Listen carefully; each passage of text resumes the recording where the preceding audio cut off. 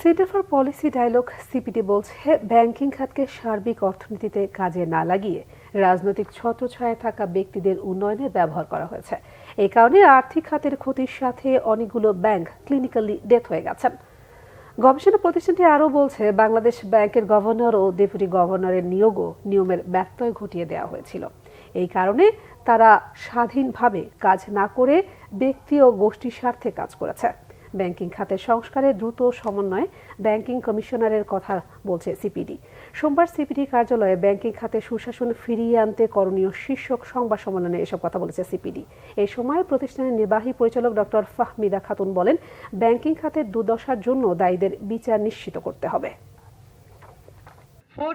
Third fourth চলে এসেছে, তো এরা একেবারেই চলার মতো না, তাদেরকে ক্লিনিক্যালি ডেড বলা যায়। এবং বাকি অনেকগুলো ব্যাংক দেখেন, ভালো ব্যাংকগুলো যেমন ধরেন ইসলামী ব্যাংক ছিল তো একসময় ভালো, এটাকে অধিগ্রহণ করার পর আস্তে আস্তে এগুলো দুর্বল হতে হতে এগুলাকে আমরা বলছি মুমূর্ষু অবস্থায়। আজকে আমরা দেখলাম যে বাংলাদেশ ব্যাংকের মতো একটা প্রতিষ্ঠান তার গভর্নরকে লুকিয়ে থাকতে হয় সরকার পরিবর্তন হলে। এটা কেন কেন আমাদের সেই মোরাল সাপোর্টটা নাই?